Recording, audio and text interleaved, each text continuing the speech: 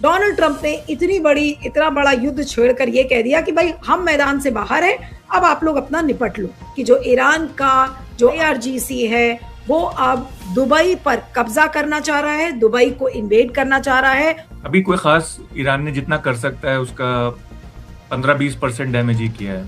अगर चाहे तो ये सारी रिफाइनरीज निकाल ले। भारत को अगर दम है किस गवर्नमेंट में, उनको बताना चाहिए कि आप की दोस्ती जो है पाकिस्तान से बहुत अच्छी है, तो आप उनसे लीजिए ना, वो नजदीक है वेस्टर्न इंडिया से भी। अगले 48 घंटे में या तो ईरान की धरती पर विदेशी सैनिक होंगे या तो विदेशी धरती पर ईरानी के सैनिक होंगे। ऐसे में चीन ताइवान से लेकर गालवान में घुसेगा और रशिया, एस्टोनिया, लाटविया और नॉर्वे में घुसेगा। अब इसमें जो आपने पूछा भारत के ऊपर खतरा क्या, सपोज इंडिया ने उस एग्रीमेंट के तहत हाँ कर दिया, तो ऐसी स्थिति में हमारे ऊपर भी मिसाइल अटैक हो जाए तो हमें कोई अचरज की बात नहीं होनी चाहिए कि हम सीधे सीधे जाके इजराइल के साथ खड़े हो गए और अब लग रहा है कि कैसे निकले। बहुत नुकसान हुआ है, लेकिन उसके बावजूद भी कोई देश अगर सरेंडर नहीं कर रहे तो उसके पास बड़ी ताकत है, उसमें जो कहते हैं ना जज्बे की ताकत है, हौसले की ताकत है। अगर मोदी ये कदम उठाते हैं तो मेरे हिसाब से बहुत जबरदस्त विरोध होगा जनता की तरफ से। उनके जो ड्रोन है, सस्ते ड्रोन, महंगी पैट्रियट थर्ड के सामने को उन्होंने निष्प्रभावी कर दिया है। बिल्कुल ऐसा हो गए हैं कि कुछ उनमें ताकत ही नहीं है। और इजराइल का जो आयरन डोम है जो, उसका तो बिल्कुल ही भत पिट गई है, वो कहीं दिखाई नहीं दे रहा है, हड्डी पसली टूटी पड़ी है आयरन डोम की सारी। कुछ उसको ज्यादा ही बना दिया गया है कि पता नहीं मोसाद शायद भगवान से भी भड़के है। तो ये तो किसी ने सोचा ही नहीं था, कहते ना बाजी पलट गई कि ये हुआ क्या, पासा पलट गया अचानक से। एक नया वर्ल्ड ऑर्डर सामने आने वाला है, उसमें मुझे लगता नहीं है भारत की तो कोई पोजीशन होगी। एक एक चुन के जो है इंडिया के जहाज डुबाएंगे और खत्लो गारतगिरी होगी, हमारी नाक कट जाएगी। उनके पिताजी की औकात नहीं बन रही है, उनके पिताजी जो है US, तो इजराइल हमारी क्या मदद करेगा? हमारी किसी तरह की कोई मदद नहीं कर सकता। गलती हमारी है, हम गलत साइड पे जाके खड़े हो गए, रॉन्ग साइड। अब डोनाल्ड ट्रंप का एक और ट्वीट आया है जिसमें वो ये कह रहे हैं कि देखिए जितने भी मिलिट्री ऑपरेशंस हैं हम उनको वाइंड डाउन कर रहे हैं, यानी कि वाइंडिंग अप कर रहे हैं अपने मिलिट्री ऑपरेशंस की। और साथ में वो कारण बताते हैं कि देखिए जिन जिन गोल पोस्ट को हमने साधा था उन गोल पोस्ट को हमने अचीव कर लिया। लेकिन सबसे बड़ी प्रॉब्लम कहां हुई? सबसे बड़ी प्रॉब्लम ये हुई, उन्होंने कहा कि ये जो हॉर्मुज की खाड़ी में जितने भी देश फंसे हैं अब अपनी हिफाजत उनको खुद से करनी है, और अगर वो हमसे मदद मांगेंगे तो हम आपको देंगे। अब आप ये सोचिए कि हॉर्मुज की खाड़ी में भारत और तमाम वो देश जिनके शिप्स वहां पर फंसे हुए हैं, उनकी इकोनॉमी उस पर डिपेंडेंट है। डोनाल्ड ट्रंप ने इतना बड़ा युद्ध छेड़कर ये कह दिया कि भाई हम मैदान से बाहर हैं, अब आप लोग अपना निपट लो। Iran's IRGC is allegedly preparing to invade and seize control of Dubai। ये 21 मार्च का, यानी कि सुबह आज 4:02 का ये ट्वीट है कि जो ईरान का जो IRGC है वो अब दुबई पर कब्जा करना चाह रहा है, दुबई को इन्वेड करना चाह रहा है और दुबई को कंट्रोल करके और दुबई से अटैक्स लॉन्च करने की बात हो रही है। तो ये सब बहुत भयावह चीजें हैं, लेकिन इसमें क्या डोनाल्ड ट्रंप ने मोदी जी को वाकई में फंसा दिया है, ये बात कहते हुए कि देखिए स्ट्रेट ऑफ हॉर्मुज में जिन देशों की चीजें वहां फंसी हुई हैं ये वो जाने। हाँ, धमकी तो यही दे रहे हैं ट्रंप कि भाई जिन जिन का वहां से तेल जाता है, यानी इंडिया, चाइना, जापान, वो अपने जहाज भेजें और अपने टैंकरों को ले जाएं। अब प्रॉब्लम क्या है कि किसी के पास भी इतने जहाज की कैपेसिटी स्पेयर नहीं है कि वो वहां से भेज के करवाए। टैंकर हैं बहुत ज्यादा, ऊपर से ये टैंकर अगर निकल भी जाएंगे तो ये तो सिर्फ एक बार का जाना होगा। तेल की कीमत नीचे लानी है तो ये रोज का होना है, यानी ये टैंकर बाहर निकलेंगे सब, फिर वापस आएंगे खाली होके, फिर भरेंगे, फिर जाएंगे। लेकिन डोनाल्ड ट्रंप दो तरीके की बातें कह रहे हैं। एक तरफ वो ये भी कह रहे हैं कि हमें वेस्टर्न इंडिया का छोर चाहिए वहां से मिलिट्री अपने अटैक्स करने के लिए। क्या ये चीज भारत इजाजत देगा, भले ही हमारा लेमोआ का एग्रीमेंट उनके साथ हुआ? कोई जरूरी नहीं है कि हम दें, हम कोई मजबूर नहीं है। हाँ, अगर सरकार ये फैसला करे कि वो देना चाहती है तो अलग बात है ये, पर ऐसा मुश्किल ही लग रहा है, क्योंकि अगर देगी तो फिर ईरान कुछ मिसाइल इस तरफ भी करेगा और जो 3 जहाज जाने दिए उसके बाद कोई और ना जाने देगा जहाज वहां से। तो मेरे ख्याल से तो ऐसी बड़ा रिस्क हो सकता है। अगर वो अलाउ करता है वेस्टर्न इंडिया लॉन्च करने के लिए? ये बेवकूफ़ी होगी, बट कह नहीं सकते। हमारी फॉरेन पॉलिसी आजकल जिस हिसाब से चल रही है, कुछ नहीं कह सकते। ये बेवकूफ़ी भी कर सकते हो। क्योंकि ईरान चाहता है कि ये टेम्पररी सीज़फायर ना हो, क्योंकि उनको पता है कि कुछ दिन बाद फिर खड़े हो जाएंगे इसराइल और अमेरिका, और इसराइल तो पास में है, वो तो कभी भी भेज सकता है फिर से अपने हवाई जहाज। तो ईरान कह रहा है कि फुल एंड फाइनल सेटलमेंट करो, और अभी ईरान के पास हैं और कार्ड्स खेलने के लिए। अभी कोई खास ईरान ने जितना कर सकता है उसका 15-20% डैमेज ही किया है। अगर चाहे तो ये सारी रिफाइनरीज निकाल दे, सारे ऑयल की फील्ड्स निकाल दे, सारी गैस की फील्ड्स निकाल दे, यानी कि कुवैत से लेके या इराक से लेके सऊदी अरब, यूएई, ओमान सबकी निकाल दे, बहरीन की, कतर की। तो अभी तक फुल्ली नहीं किया ईरान ने, और एस्केलेट कर सकता है ईरान। आप अपना हिसाब किताब खुद समझिए कि आपको क्या करना है हॉर्मुज स्ट्रेट में। इसका क्या मतलब है? क्या डोनाल्ड ट्रंप ने भारत जैसे देशों को या हमारी मोदी सरकार को क्या अकेला छोड़ दिया है? क्या उनके साथ धोखा किया है? आप इतना बड़ा आप अटैक लॉन्च कर रहे थे तो कम से कम इन देशों को तो साथ में लेते। वो साथ में एलाइज की भी बात करते हैं, बहरीन, कतर, उनकी भी बात कर रहे हैं। ये ट्वीट अपने आप में क्या कहता है, और भारत के संदर्भ में क्या ये एक धोखा है अगर डोनाल्ड ट्रंप ये कह रहे हैं कि you manage how you have to solve this Hormuz crisis? तो अब ये जो दरार है अमेरिका और उनके अलाइंस में, ये खुलेआम हो गई है। अटलांटिक में ही नहीं, कनाडा ही नहीं, ऑस्ट्रेलिया और भारत जैसा देश भी जो है अब पूरा कंप्लीटली आइसोलेटेड है। ना अमेरिका हेल्प करेगा, ना वेस्ट यूरोप करेंगे, ना कोई। ये मेरे ख्याल से अब चूंकि उनके बेसेस खाड़ी में सब ऑलमोस्ट डिस्ट्रॉयड हो गए हैं, फिर फ्लीट का भी बहरीन में खत्म हो गया, तो कोई भी पोर्ट उनको तैयार नहीं है देने के लिए एक्सेप्ट ओमान, और खाड़ी में जा नहीं सकते ये, चाहे बहरीन हो, कुवैत हो, क्या भी हो, क्योंकि ईरान गार्ड कर रहा है स्ट्रेट ऑफ हॉर्मुज। तो अब only viable alternative is India, nearest port facilities जो कैपेबिलिटी है। हालांकि अमेरिकन मिलिट्री एनालिस्ट के मुताबिक उनके लेवल के नहीं है, लेकिन फिर भी something is better than nothing की तरह। आशा से जो बात ये आ रही है कि भाई डोनाल्ड ट्रंप रिक्वेस्ट कर सकते हैं भारत से कि आप वेस्टर्न इंडिया का जो एरिया है आप वहां से लॉन्च करने के लिए, क्या आपको लगता है कि भारत इस तरीके की कोई भी चीज डोनाल्ड ट्रंप को अलाउ करेगा? भारत को अगर दम है किस गवर्नमेंट में, उनको बताना चाहिए कि आप की दोस्ती जो है पाकिस्तान से बहुत अच्छी है, करीब है। आपने आसिम मुनीर को घंटे घंटे बिठा के शाबाशी दे के, और नवाज शरीफ भी आपके साथ खड़े होके इतने आपको कंग्रेचुलेशंस दिए, गाजा पीस प्लान वगैरह, नोबेल प्राइज भी रिकमेंड कर दिए, तो आप उनसे लीजिए ना, वो नजदीक है वेस्टर्न इंडिया से भी। प्रोफेसर पाशा, भारत मना कर पाएगा? क्योंकि भारत ने तो ऑलरेडी एक लेमोआ का एग्रीमेंट अमेरिका के साथ किया है, तो उस केस में भारत मना करने की स्थिति में है डोनाल्ड ट्रंप को? हम तो वैसे ही छोटी छोटी बातों पे डोनाल्ड ट्रंप के आगे हमारी चुप्पी हो जाती है। नहीं, ये गवर्नमेंट जो लेथार्जिक की तरह जवाब इमीडिएटली नहीं देंगे, और ये स्टेटमेंट भी देना चाहिए कि आप पाकिस्तान से अप्रोच करिएगा, अगर वहां नहीं देते तो हम कंसिडर करेंगे। लेकिन ये just to please America and Trump, ये खुश करना चाहते हैं और इनके केसेस से बचना चाहते हैं, तो मुझे कोई हैरानी नहीं होगी अगर ये अलाउ करते हैं और किसी को पता नहीं चलता हो सीक्रेटली, तो ये कर सकते हैं। और मेरे ख्याल से अल्टीमेटली अमेरिकन प्रेशर इतना बढ़ जाएगा, इनको करना पड़ेगा, क्योंकि वहाँ पाकिस्तान इनको अलाउ करता है तो वहाँ बगावत हो जाएगी मिलिट्री के खिलाफ, सिविलियंस के खिलाफ। लेकिन ये तो फिर बड़ा दुखद होगा, भारत के लिए भी दुखद होगा कि अगर हम अमेरिका को अलाउ करते हैं वेस्टर्न इंडिया का पॉइंट वहां से स्ट्राइक्स लॉन्च करने के लिए। लेकिन एक चीज और प्रोफेसर पाशा मुझे नहीं, ये दुखद नहीं होगा भारत को, ये गवर्नमेंट की शर्मिंदगी होगी, उनकी लाचारगी बताएगी। कोई भी उनसे कोऑपरेट करने के लिए तैयार नहीं है, ना जापान, ना साउथ कोरिया, ना ऑस्ट्रेलिया, ना यूरोप, ना कनाडा वगैरह।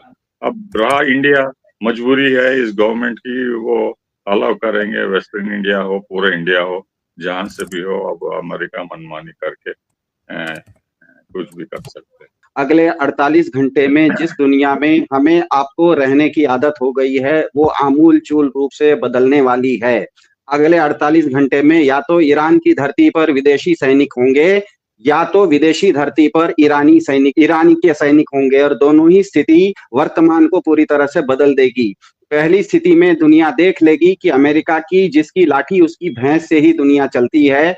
ऐसे में चीन ताइवान से लेकर गालवान में घुसेगा और रशिया, एस्टोनिया, लाटविया और नॉर्वे में घुसेगा। अगर दूसरी स्थिति होती है तो दुनिया देख लेगी कि अमेरिका कागजी शेर है और ईरान जैसे देश भी उसको हरा सकते हैं। ऐसे में अमेरिका की अर्थव्यवस्था, उनका डॉलर बहुत तेजी से गिरना शुरू होगा और फिर से चीन ताइवान से लेकर गालवान में घुसेगा, रशिया, एस्टोनिया, लाटविया, नॉर्वे में घुसेगा। दोनों ही स्थिति में अमेरिकी खेमा कमजोर होते हुए दिख रहा है और रूस चीन का खेमा मजबूत होते हुए दिख रहा है। अब भारत सरकार को यह सोचना है कि वो यूरोप और नेटो के जैसे अमेरिका से दूर हो जाए या इजराइल की तरह अमेरिकी खेमा में पूरी तरह बैठ जाए। तैरेंगे या डूबेंगे, जो होगा सनम तुम्हारे साथ होगा। इसके अलावा कोई तीसरा रास्ता नहीं है, क्योंकि और कोई तीसरा 48 घंटे में सब कुछ बदलने वाला है। और इस युद्ध में अमेरिका जीते या ईरान जीते, दोनों ही स्थिति में दुनिया का जो तेल है वो घटने वाला है। लेकिन इसका नतीजा कुछ भी हो, मैं इसके बाद से चीन और रूस को मजबूत होते हुए दिख रहा हूं, क्योंकि इस पूरे खेल में वो दोनों अपने आप को बाहर रखे थे। ये क्योंकि वो इस युद्ध में नहीं पड़े, इसीलिए सबसे ज्यादा फायदा उनको होने वाला है, क्योंकि वो इस युद्ध में पड़े ही नहीं। हो सकता है कि जो वेस्टर्न, जो सी की बात, जो हमारे वेस्टर्न पोर्ट्स की बात कर रहे हैं, जो मिलिट्री कमांड की बात कर रहे हैं, कि यहाँ से आप हमें हमारे जहाजों को उड़ने दें, क्योंकि उनको नजदीक पड़ता है, वहां से रिफ्यूलिंग करने दें।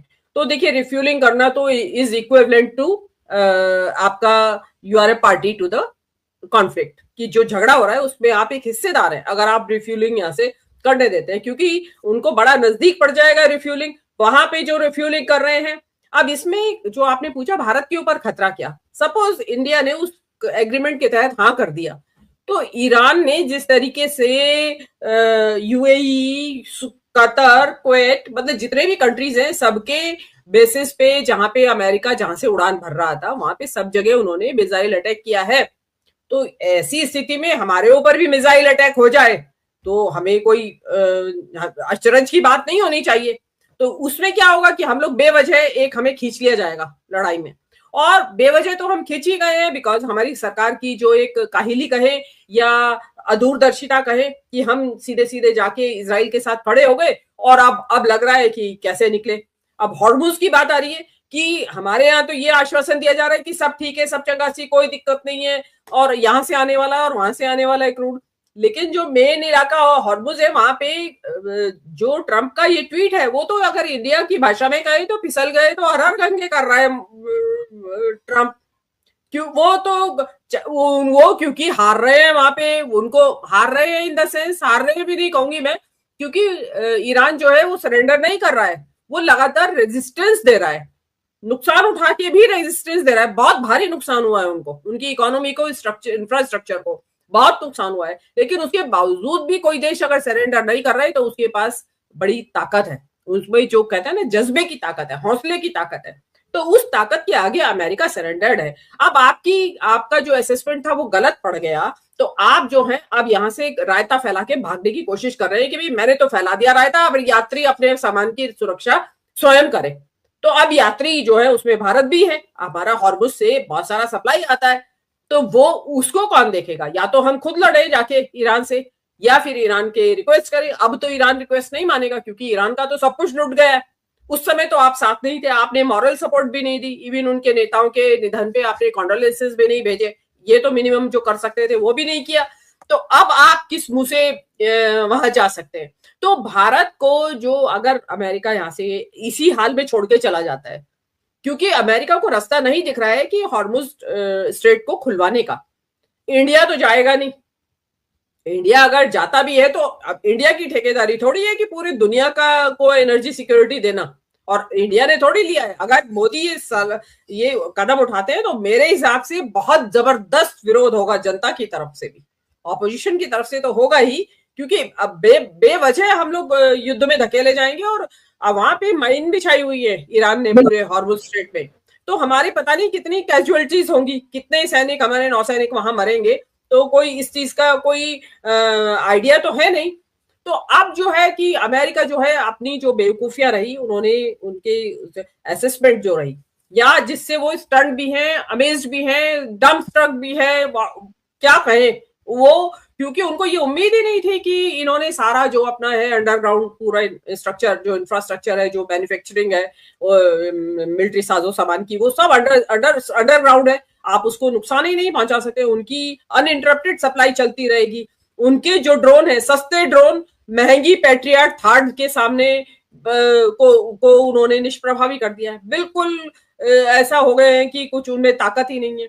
तो और ऊपर से इतनी लीडरशिप उनकी का इन्होंने सफाया कर दिया, इतनी लीडर्स की हत्या कर दी, मार दिया है, उसके बावजूद वहां कोई डिस्ट्रप्शन नहीं आया है लड़ाई में। अदरवाइज क्या होता है कि हेवायर हो जाती है चीजें, सब हौच पौच हो जाता है, कुछ इधर भागने लगते हैं, कुछ उधर भागने लगते हैं, कुछ दुश्मन के पास पहुंच जाते हैं सुलह करने के लिए। वहां ऐसी कोई स्थिति दिखाई नहीं दे रही है। तो ऐसे में कितना लंबा, क्योंकि अमेरिका ने जो उसकी मैक्सिमम फोर्स थी वो सब इस्तेमाल करके देख लिया है। B-2 बॉम्बर्स हैं, आपके F-35 हैं, जो भी वॉट एवर, बस केवल न्यूक्लियर रह गया है, बाकी वो सब कर चुके हैं। और उसके बावजूद ईरान झुकने के लिए तैयार नहीं हो रहा है। तो उनको ये समझ में आया कि अब तो मेरे नेटो के देश भी साथ नहीं दे रहे हैं, और इजराइल का जो आयरन डोम है जो, उसका तो बिल्कुल ही भत पिट गई है, वो कहीं दिखाई नहीं दे रहा है, हड्डी पसली टूटी पड़ी है आयरन डोम की सारी। तो किस चीज पे भरोसा करे जो ट्रम्प है। अब ट्रम्प की इसमें मतलब जो मैं ये कहूंगी कि अदूरदर्शिता, या उन्होंने जो है ना एक यूएस के प्रेसिडेंट की जो एक विजडम होनी चाहिए थी, ये सब चीजें पहले असेसमेंट करने का था। हॉर्मुज स्ट्रेट का तो पिछले 12 रोजा जंग में बार बार विशेषज्ञ कह रहे थे कि पता नहीं कब बंद कर सकता है, पता नहीं कब बंद कर सकता है। उनको तब भी सुनाई नहीं दिया। उनको ये सारी आइडियाज, आपकी वो मोसाद लगा रखा था, मोसाद को पता नहीं था ये सब चीजें जो ईरान के पास है इस टाइम। ईरान के ड्रोन्स, ईरान के जो अंडरग्राउंड सारी मैन्युफैक्चरिंग फैसिलिटीज हैं, उनके बारे में नहीं पता था क्या, या मोसाद इज ओवर एस्टिमेटेड, कुछ उसको ज्यादा ही बना दिया गया है कि पता नहीं मोसाद शायद भगवान से भी बढ़ के है। ऐसा मुझे ऐसा लग रहा है। तो सब चीजों को, जिसको कहते हैं ना कि बहुत सारे मिथ टूट चुके हैं, लोगों की स्ट्रेंथ के बारे में, लोगों के जो इनविंसिबिलिटी के बारे में जो मिथ्स है, वो सब टूट चुके हैं। अब ये देखिए, अब ट्रम्प जो है इस ट्वीट के बाद तो ये लगता है, इस पोस्ट के बाद, कि ट्रम्प जो है एक सेफ रास्ता ढूंढ रहे हैं। और वो चुप ये निकलने से मतलब निकलने की एक वो उन्होंने बता दिया है कि भैया हाथ खड़े कर दिए हैं कि अब मेरे बस का इससे ज्यादा नहीं है, मैंने अपनी मैक्सिमम स्ट्रेंथ का इस्तेमाल कर लिया है, बाकी का अब मैं कोई मेरे साथ नहीं आ रहा है ताकि जिससे कि मैं कुछ कर पाता। तो भैया मेरे तो अंदर भी विरोध है, उनके अपने यहाँ भी आप पढ़ ही रहे हैं, सब दर्शक भी जान ही रहे हैं कि उनके अपनी ही जो मिनिस्ट्री है, उनके जो साथी है, वो उनका उपराष्ट्रपति उनके साथ नहीं है, वो चुप बैठा है इस मामले में। तो वहां पे भी अंदर एक डिवीजन है इस युद्ध को लेके। तो ट्रम्प बिल्कुल फ्लॉप साबित हुए इस सारे उसमें। अब एक के बाद एक उनको, अब वो एप्स्टीन फाइल से तो फंसे हुए थे, उससे ध्यान बटाने के लिए कभी टैरिफ लगाते थे, वो भी फ्लॉप हो गया। अब जो है ये इन्होंने नया शगुफा छेड़ा था, ये तो बहुत ही बुरी तरह से एक्सटर्नल फोर्सेस ने फ्लॉप कर दिया, जिसकी की उम्मीद शायद दुनिया में कोई नहीं कर रहा था, बड़े से बड़े रक्षा विशेषज्ञ भी नहीं कर रहे थे कि ट्रम्प जो ईरान जो है आज नहीं तो कल नहीं तो परसों सरेंडर कर देगा। और आज अब ईरान ये धौंसते रहे कि शुरू तुमने किया है, खत्म हम करेंगे। तो ये तो किसी ने सोचा ही नहीं था। कहते हैं ना, बाजी पलट गई कि ये हुआ क्या, पासा पलट गया अचानक से कि इतना ये सब। और अब देखिए इसके बाद जो नया वर्ल्ड ऑर्डर बनेगा, जो अभी बात हो रही थी हमसे पहले कि दोनों जो हमारे रक्षा विशेषज्ञ ये बता रहे थे कि एक नया वर्ल्ड ऑर्डर सामने आने वाला है। उसमें मुझे लगता नहीं है भारत की तो कोई पोजीशन होगी। हम बस यही चौथे नंबर की अर्थव्यवस्था का वो बोर्ड लगाए घूमते रहेंगे, भाई हम चौथे नंबर की अर्थव्यवस्था है, हमें भी पूछ लो कोई। बट अब कोई नहीं पूछने वाला है। अब एक नया वर्ल्ड ऑर्डर सामने आएगा इसके बाद, और तब आप और हम बात करेंगे नीलू जी। अब हम कहाँ हैं वहां उस वर्ल्ड ऑर्डर में, और अमेरिका कहाँ है और चीन कहाँ है। अगर इंडिया जबरदस्ती हॉर्मुज को ओपन करता है और पब्लिक अपोज करती है, नहीं पब्लिक अपोज नहीं करती। मेरे ख्याल से एक एक चुन के जो है इंडिया के जहाज डुबाएंगे और खत्लो गारिद गिरी होगी, हमारी नाक कट जाएगी। देखिए अब किसी देश के पास कोई ऑप्शन नहीं है, चाहे खाड़ी के देश हो या इजराइल के पास हो, अब इजराइल धमकी भी देता है कि हम न्यूक्लियर हथियार यूज करेंगे या केमिकल या बायोलॉजिकल। अमेरिका उसको होने नहीं देगा, क्योंकि जो कुछ भी अमेरिका का प्रेस्टीज बचा है, स्टेटस बचा है, वो भी तहस नहस हो जाएगा। तो भारत इसमें पेरिफेरल प्लेयर है, कुछ भी नहीं कर सकते, हम बेबस हैं। भारत में बहुत ही दयनीय दशा हो गई और बहुत ही और खुद मोदी जी ने इसको दयनीय दशा बनाया है। इजराइल की आप कंडीशन समझिए ना कि उनको तो खुद अपना ही घर बचाना भारी पड़ रहा है। उनका आयरन डोम जो था उसके बेसिस पे वो लोग उछलते थे ना कि हमारा कोई कुछ बिगाड़ ही नहीं सकता, हमारा तो फुल प्रूफ सिस्टम है सेफ्टी का कि कुछ भी मिसाइल गिरे, बम गिरे, हमें कोई नुकसान नहीं पहुंचेगा। लेकिन अब आयरन डोम की कोई बात हो रही है? सब टूटा पड़ा है आयरन डोम उनका। तो उसमें इजराइल तो अलावा हमें जो मिलिट्री इक्विपमेंट्स या जो भी हथियार बेचने के अलावा, या पेगासस सबसे इंपॉर्टेंट आप मानिए, तो सरकार का पेगासस बेचा उसने, अपने जो रक्षा साजो सामान बेचे उन्होंने। उसके अलावा वो हमारी मदद कर क्या सकते थे? हमारी तो मदद ही नहीं कर सकते थे, वो कुछ भी मदद नहीं कर सकते। अब हमें मदद चाहिए थी, हमारा हॉर्मुज स्ट्रेट में जो टैंकर्स फंसे हुए हैं ऑयल और गैस के, वो निकलवा दे। वो ऑयल निकलवा ही नहीं सकते, उनके पिताजी की औकात नहीं बन रही है। उनके पिताजी जो है यूएस, वो ही कह रहे हैं कि मैं नहीं निकाल सकता, वो अकेला, भाई मेरे साथ और भी आ जाओ कोई, तो उनको ही मदद है। तो इजराइल हमारी क्या मदद करेगा? हमारी किसी तरह की कोई मदद नहीं कर सकता। गलती हमारी है, हम गलत साइड पे जाके खड़े हो गए, रॉन्ग साइड पे। आप सरकार चाहे आप इजराइल का विरोध करते या ना करते, लेकिन इक्वी डिस्टेंस तो मेंटेन कर सकते थे कि भाई हम किसी की भी तरफ नहीं है। और अगर आप ये करते तो आज हमें हॉर्मुज में हम सबसे पहले निकलते, क्योंकि हमने कह दिया हम किसी की तरफ नहीं है, और ईरान हमारे पुराने संबंधों का हवाला देता कि ठीक है आप हमारे दोस्त हैं, इट मींस आप ओपनली नहीं कर रहे हैं but still we let you go. तो हम चले जाते। अब वही वाली बात है कि God helps those who helps themselves. हमने तो खुद को हेल्प नहीं करी अपनी, हमने तो खुद इजराइल के साइड में जाके बैठ गए। अगर अपनी हेल्प करते और बिल्कुल न्यूट्रल बैठ जाते बनके, तो हमारा आराम से, हमें कोई दिक्कत ही नहीं आती। हमें मेजर दिक्कत क्या आ रही है? हमें तो केवल इस टाइम गैस और ऑयल का सप्लाई से आ रही है दिक्कत। हमें और क्या दिक्कत है? वहां की लड़ाई से हो रही है, लड़ाई दूर हो रही है। उसमें अगर अमेरिका जोर डालेगा, अगर जोर डाला और मोदी सरकार उसमें फिर गलती कर गई कि ये ट्रंप को खुश करने का ये और एक और मौका है, और इसमें फिर मोदी जी गलती कर जाए। ये थी आज की वीडियो। अगर आप भारतीय मीडिया का रिएक्शन देखना और सुनना चाहते हैं तो वी रिएक्शन चैनल को सब्सक्राइब करें और बेल आइकन को प्रेस करें ताकि नए आने वाले वीडियो आपको पता चल सके। और हमें टिकटॉक पर भी फॉलो करें। नेक्स्ट वीडियो के लिए जल्दी अल्लाह।